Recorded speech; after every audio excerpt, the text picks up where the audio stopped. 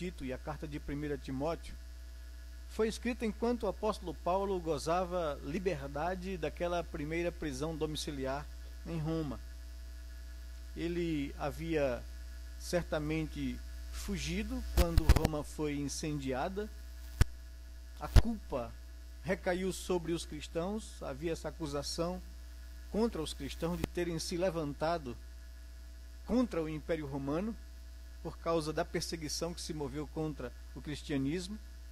O apóstolo Paulo era um cidadão romano, tinha esse direito familiar de cidadania e apelou para ser julgado por César em Roma, quando fora preso lá em Cesareia e em Jerusalém.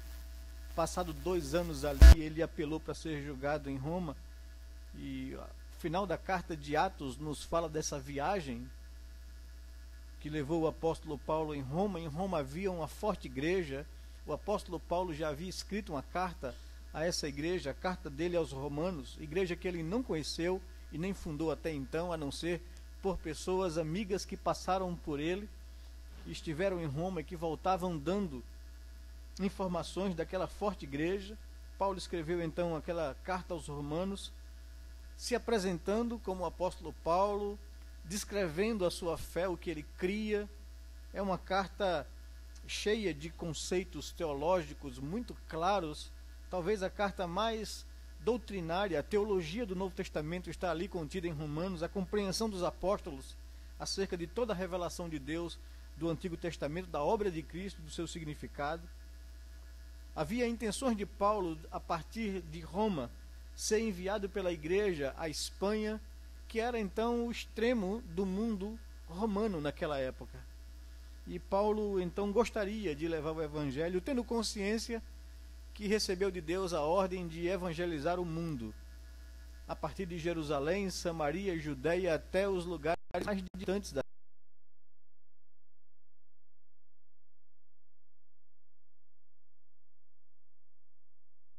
onde a Galácia foi alcançada,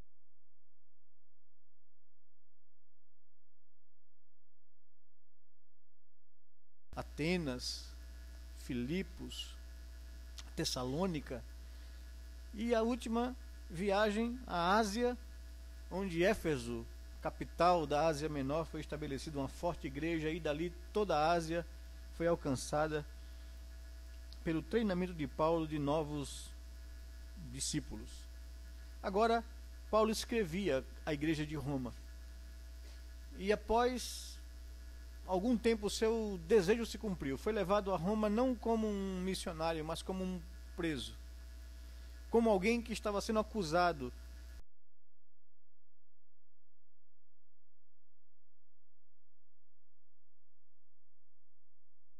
de situação sua de proteção. E de lá passou 2 anos sem que nenhum julgamento acontecesse, pois nenhuma acusação chegou oficialmente da Judeia. Mas Paulo, ali em Roma, se tornou um mentor de um cristianismo que se espalhava pelo mundo e se fortalecia cada vez mais. A igreja, nas barbas do império, crescia. Muitos da guarda romana eram alcançados pelo evangelho de Jesus, por instrumentalidade de Paulo, ali naquela prisão domiciliar, que enquanto a guarda pretoriana fazia a proteção do apóstolo Paulo, de 6 em 6 horas se mudavam a escolta, o apóstolo Paulo, usando a sua casa como um lugar onde o evangelho era propagado, pessoas vinham ali e os da guarda pretoriana eram ganhos para Jesus. Agora, o império, antipatizado com essa liderança e essa influência do cristianismo através de Paulo nas barbas do império, planeja, o imperador Nero, fazer uma acusação e levantar uma perseguição muito forte contra o cristianismo. E aí vem então o incêndio de Roma e a acusação contra os cristãos e uma voraz perseguição contra a igreja. Mas certamente, levanta os historiadores da época, o apóstolo Paulo teve a sua fuga facilitada pela guarda pretoriana. E é nessa fuga, de passagem pela ilha de Creta, enquanto espera uma embarcação para seguir em viagem, eles evangelizam a ilha de Creta. E surge uma igreja florescente ali naquela ilha. Paulo então tem que seguir viagem, juntamente com Timóteo, e deixa Tito em Creta, para que Tito pusesse em ordem as coisas restantes e instituísse liderança, treinasse pastores e presbíteros para dar continuidade à igreja nascente ali na ilha de Creta. Segue viagem e certamente aportaram na Ásia, em Éfeso, onde Paulo percebe alguns problemas na igreja e deixa Timóteo ali em Éfeso para que ele pudesse resolver aquelas questões e orientar a igreja. De algum lugar da Macedônia, Paulo então, após deixar Tito em Creta e Timóteo em Éfeso, senta para escrever essas duas cartas, dando orientações tanto a Timóteo quanto a Tito de como eles deveriam conduzir-se e resolver os problemas que Paulo, juntamente com eles, muito bem detectara nas igrejas. Escreve então a carta a Tito, e nessa parte introdutória do verso 1 ao verso 4, que nós concentraremos a nossa atenção nesta manhã, Paulo se apresenta, ou prefacia essa carta, nesses termos. Diz o verso 1, Paulo, servo de Deus e apóstolo de Jesus Cristo, para promover a fé que é dos eleitos de Deus e o pleno conhecimento da verdade segundo a piedade, na esperança da vida eterna, que o Deus que não pode mentir, prometeu antes dos tempos eternos, e em tempos devidos, manifestou a sua palavra mediante a pregação que me foi confiada por mandato de Deus, nosso Salvador. A Tito, verdadeiro filho, segundo a fé comum, graça e paz da parte de Deus Pai e de Cristo Jesus, nosso Salvador. Que Deus possa nos dar consciência e iluminar nossa mente para compreendermos as riquezas contidas numa introdução de uma carta apostólica. Quem escreve é Paulo, diz o versículo 1, e quem recebe a carta é Tito, diz o versículo 4. Quem é Paulo? Quem é este homem que escreve a carta? Qual a consciência que o apóstolo Paulo tem de si? O que ele é diante dos seus olhos? Essas coisas nos apontam, essas perguntas nos ajudam a entender o que deveríamos, cada um de nós, nos reconhecer diante de Deus. Paulo, em primeiro lugar, é servo de Deus. Domingo passado, nós começamos reiniciamos a nossa escola dominical com um curso novo sobre a igreja e sua responsabilidade missionária, a compreensão dos conceitos corretos para poder ter uma vida de fato consciente e prática nisso. E vimos na carta aos Romanos, nos capítulos primeiros também, no capítulo 1, nos versos primeiros daquele capítulo, na apresentação de Paulo, ele traz essa mesma forma de apresentação. Paulo, servo de Deus, chamado para ser apóstolo. E aqui a mesma coisa, o mesmo conceito, a mesma apresentação. É essa consciência de Paulo que ele deixa claro em todas as suas cartas. Quem eu sou? Eu sou servo de Deus. A palavra no original grego é doulos. É um escravo que foi comprado por alguém. Paulo tem essa consciência. Ele foi comprado por Deus. Ele foi resgatado da escravidão do pecado. Ele foi tirado da condenação que cai sobre toda a humanidade após a queda. Todos os seres humanos estão nessa condição diante de Deus. São pecadores, perdidos, sem qualquer esperança. E essas pessoas que eram escravas do diabo, escravas do pecado, sujeitos à condenação, foram resgatadas, compradas com um preço. E esse preço foi a própria vida do Filho de Deus.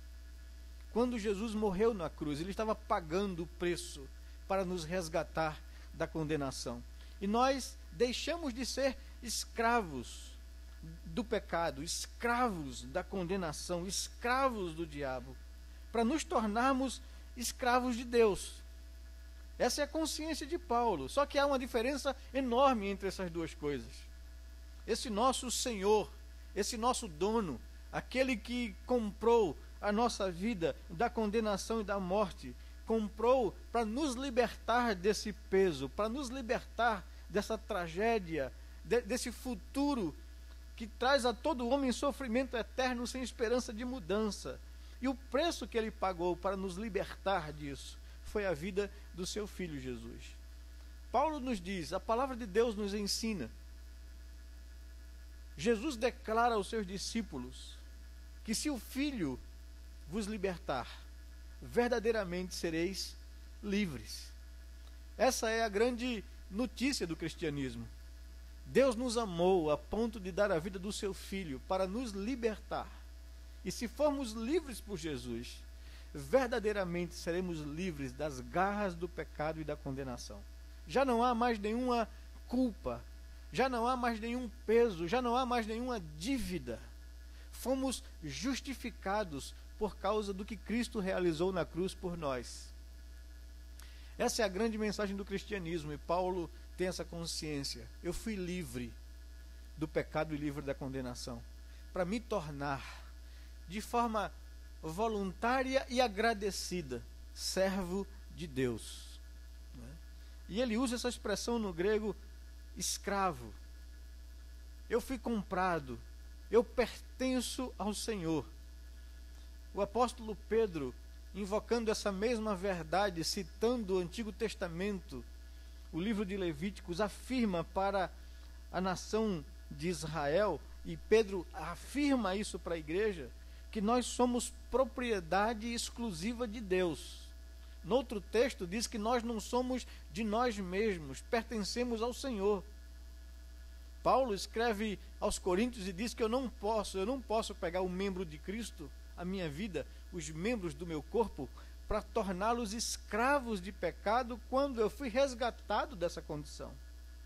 Mas o apóstolo Paulo, que tem consciência dessa liberdade que foi dada em Cristo Jesus, voluntariamente, conscientemente, afirma: eu sou servo de Deus, a minha vida tem um propósito único e exclusivo, fazer a vontade daquele que me resgatou das trevas. Fui chamado para isso. E em segundo lugar, Paulo se afirma apóstolo de Jesus Cristo. Aí vem a expressão de muita responsabilidade. Nem todo mundo foi chamado para ser apóstolo. Para ser mais específico, apenas aqueles a quem Jesus chamou para estar próximo a si e para ensiná-los todas as verdades que ele gostaria que fosse agora divulgado daqui por diante para a igreja. Só aqueles 12. E fora de tempo, como afirma o apóstolo Paulo, eu também. Eu que vi a Cristo face a face, eu que recebi dele instrução após a sua ressurreição, eu que vi coisas que ao homem não é lícito ver. Deus me chamou para ser apóstolo de Jesus Cristo, enviado por ele, representá-lo, ensinar as verdades que ele ensinou àqueles a quem ele chamou. Mas antes de ser um apóstolo, antes de chamar para si esse título de apóstolo e essa função de responsabilidade, ele sempre, absolutamente em todas as cartas, se apresentou primeiro de tudo como servo, como escravo. Por que eu fui constituído apóstolo de Jesus Cristo e servo de Deus? Para promover a fé que é dos eleitos de Deus. A minha função, a minha responsabilidade, a tarefa que me foi confiada como apóstolo, como enviado de Deus, é despertar ou promover a fé. A fé que é dos eleitos de Deus, daqueles a quem Deus chamou para a salvação, daqueles a quem Deus, através da mensagem, do anúncio da verdade do Evangelho de Cristo Jesus, chamou para crer, despertar-lhe a fé dessa ação do Espírito no coração daqueles a quem Deus mesmo quis salvar, a quem Paulo chama de eleitos, os eleitos de Deus, aqueles que Deus escolheu. A minha missão, a minha responsabilidade, a consciência que eu trago em mim é que Deus me separou para ser apóstolo com o fim de promover a fé dos seus escolhidos. E além disso, além de promover essa fé no coração dos eleitos, promover também o pleno conhecimento da verdade. Expor a palavra, me fora confiada aos apóstolos os ensinos de Jesus, o esclarecimento correto da lei, da aplicação da lei de Deus, da aliança de Deus. Paulo tinha essa consciência: sou apóstolo para promover a fé dos eleitos e para promover o pleno conhecimento da verdade. A Bíblia nos diz que o nosso conhecimento de Cristo, o nosso encontro com Cristo, que transforma a nossa vida, é o início de uma caminhada de conhecimento de Deus. A Bíblia nos diz que eu devo conhecer e seguir, e prosseguir em conhecer a Deus.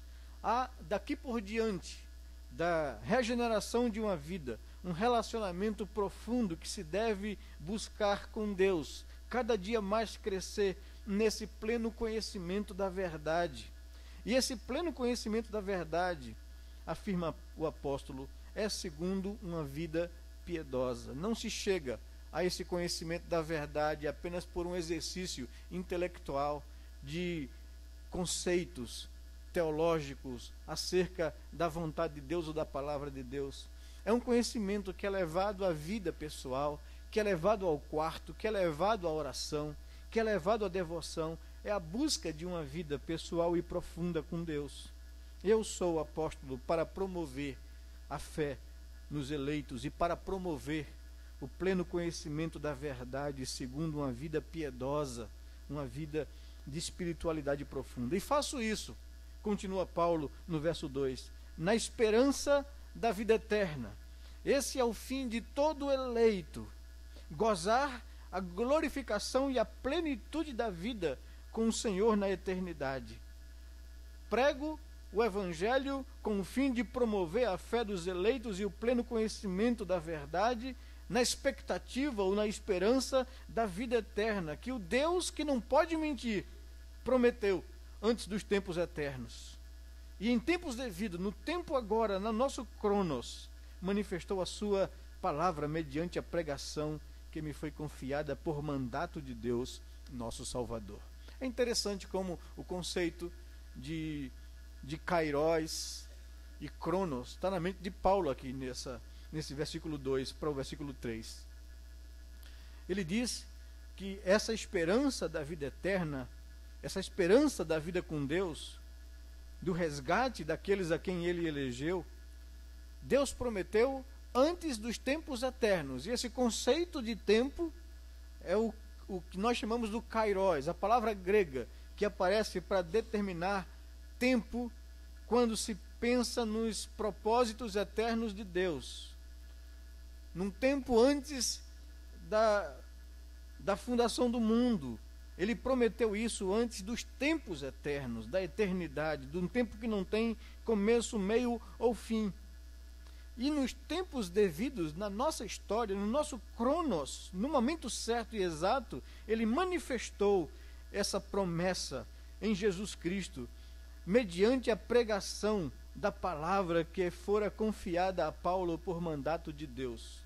Nós aprendemos na nossa lição, na nossa primeira lição da escola dominical, no domingo passado, que o Evangelho é Cristo Jesus. Que a mensagem do Evangelho é Cristo Jesus. Que Ele é o próprio Evangelho. Quando se prega o Evangelho, se prega a Cristo. E o autor das nossas lições, o reverendo Ronaldo Lidori, chama a atenção para que quando se tem vergonha do Evangelho, quando Paulo afirma, eu não me envergonho do Evangelho, eu não me envergonho de Cristo Jesus.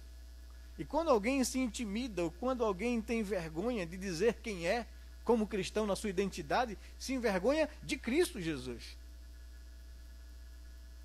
Essa é a mensagem, a palavra, mediante a pregação que me foi confiada, para manifestar ao homem a graça de Deus Cristo Jesus, o Salvador, aquele que deu a sua vida, a palavra prometida, a salvação prometida, que foi cumprida, que, como diz o apóstolo João, nós vimos do nosso meio, nós pegamos nela, nós testemunhamos da sua glória, glória como do único Filho do Pai.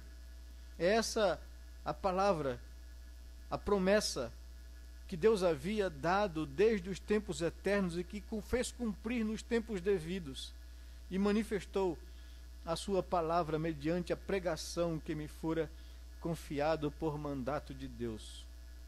A maneira pelo qual Deus atinge o eleito e manifesta o pleno conhecimento da verdade, diz Paulo, é segundo a pregação dessa mensagem maravilhosa que Deus prometeu.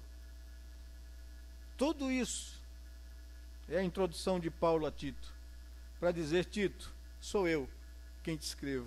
Eu, Paulo, servo de Deus.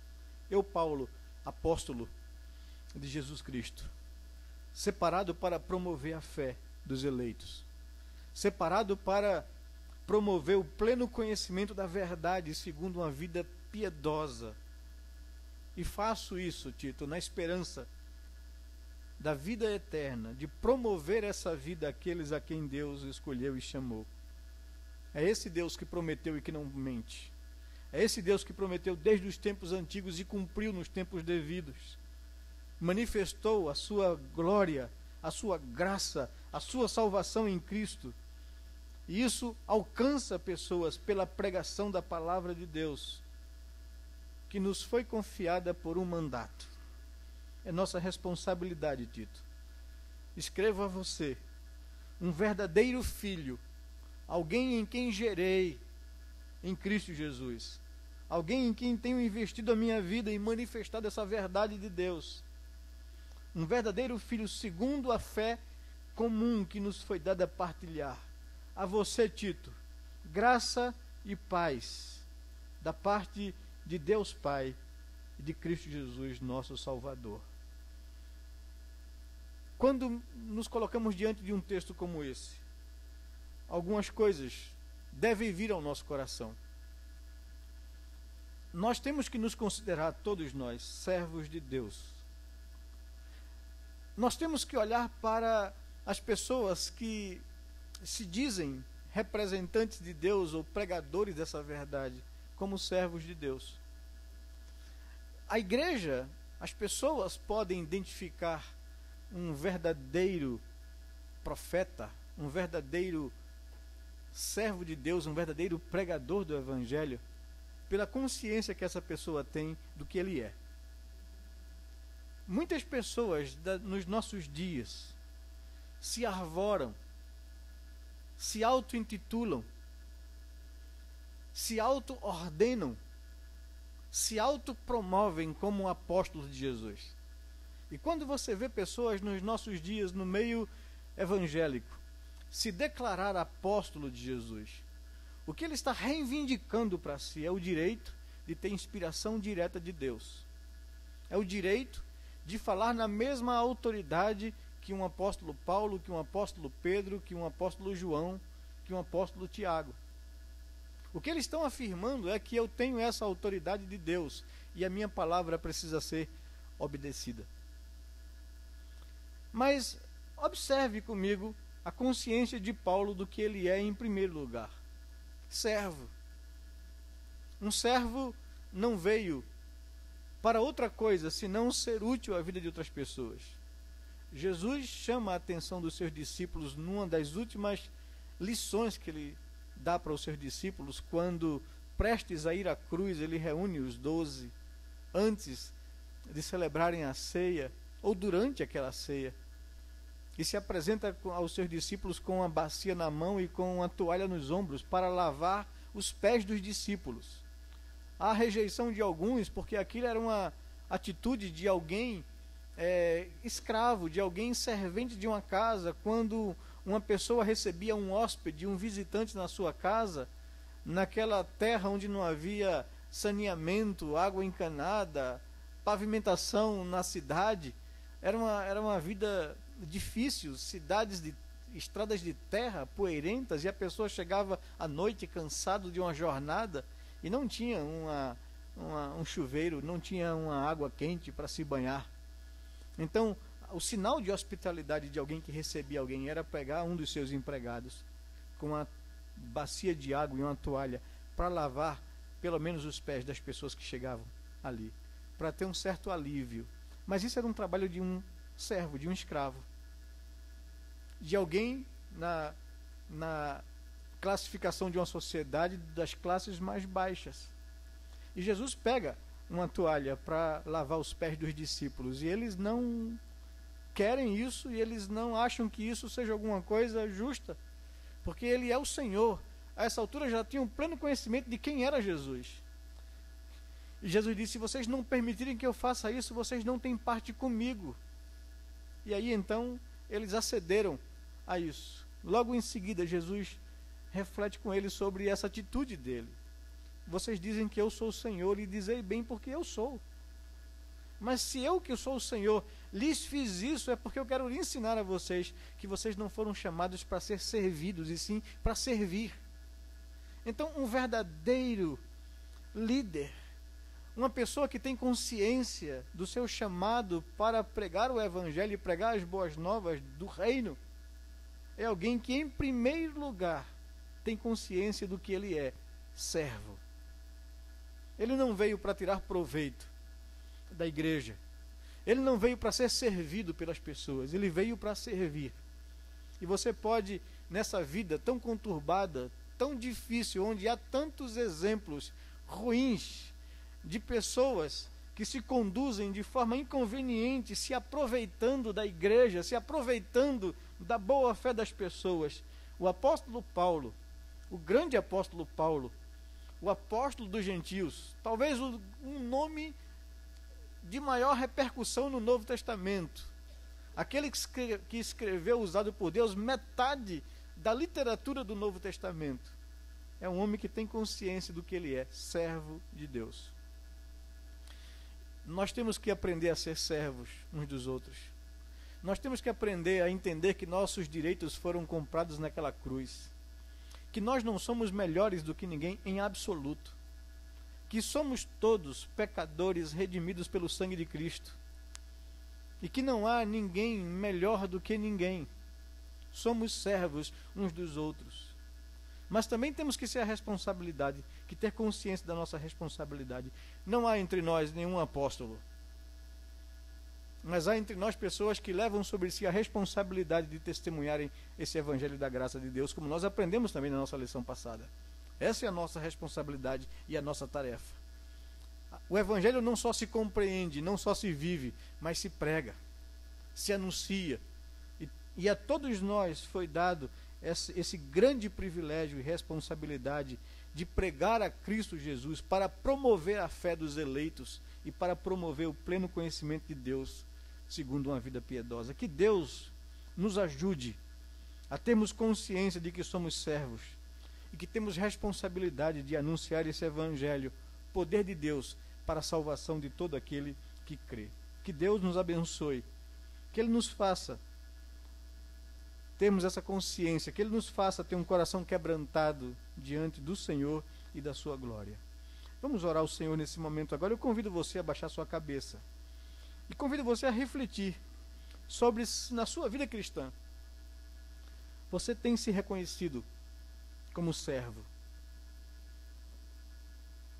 Se você tem tido a consciência de que Deus te chamou para ser útil à vida das outras pessoas. Se você tem sensibilidade para com as outras pessoas, a ponto de querer ser instrumento de Deus para o bem.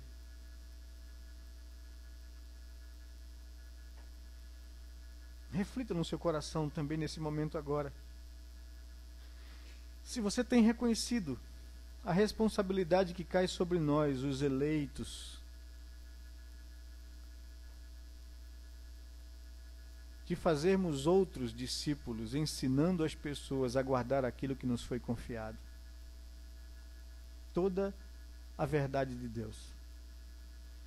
Pai bendito, Deus de amor e misericórdia, nós nos colocamos diante do Senhor nessa manhã, ao abrir a Tua palavra. Abrimos também o nosso coração para receber do Senhor ensinamento para nossas vidas. Confessamos a Ti, Pai, que somos às vezes tão orgulhosos, tão arrogantes, tão donos da verdade, tão cheios de direitos. Confessamos ao Senhor que vivemos a nossa vida às vezes em comunidade como se as pessoas tivessem ou existissem para o nosso bem e nosso serviço. Reclamamos, nos queixamos, nos melindramos. Não há em nós, ó Senhor Deus, tantas vezes um espírito de ser útil, de servir, e sim de ser reconhecido, de obtermos privilégios. Tenha misericórdia desses sentimentos e dessas atitudes no nosso coração. Quebrante, Senhor Deus, a nossa vida. Nos faça ter consciência de que fomos comprados e que os nossos direitos foram encravados naquela cruz, que somos servos de Deus. E o nosso único dever e objetivo na vida é satisfazer a Tua vontade, Senhor. Muito obrigado, Jesus, porque Tu és o nosso modelo, o nosso exemplo de alguém que, sendo Deus, não reivindicou para si esse direito, mas se submeteu ao Pai até morte vergonhosa de cruz, por amor àqueles a quem o Senhor escolheu.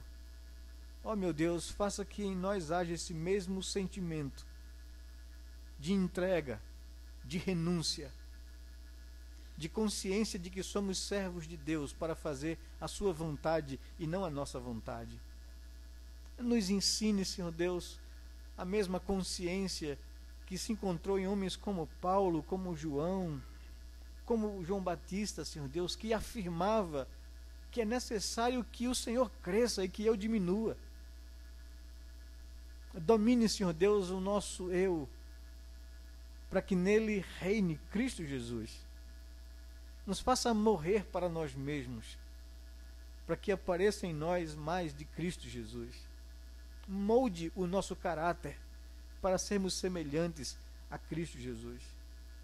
E essa mesma consciência que dominava a mente de um homem tão importante, tão usado pelo Senhor como instrumento de bênção para levar essa mensagem da cruz a todo mundo daquela época, possa também dominar o nosso coração.